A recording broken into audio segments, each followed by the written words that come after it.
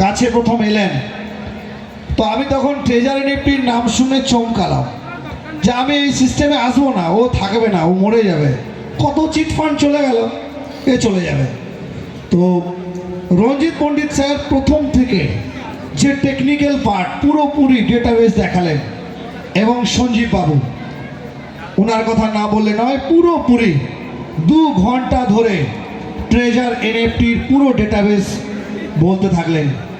সেদিন মনের আমার কয়েকজন, আমার বন্ধু কেদার সহ আমি যখন ভাবলাম যে আমরা পথ চলা শুরু করব, করতে করতে করতে করতে আজকে একটা বড় ইউনিট তৈরি হয়েছে।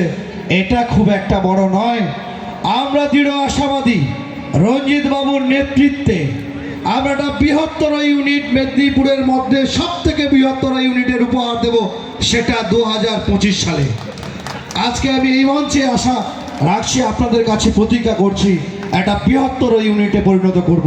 এই বলে সবাইকে অসংখ্য ধন্যবাদ, বিশেষ করে আমার senior আমলাইন leader Ruhul Amin sir এবং রঞ্জিত পণ্ডিত স্যারকে থ্যাঙ্কস বলে আমি আমার ক্ষুদ্র কথা শেষ করছি।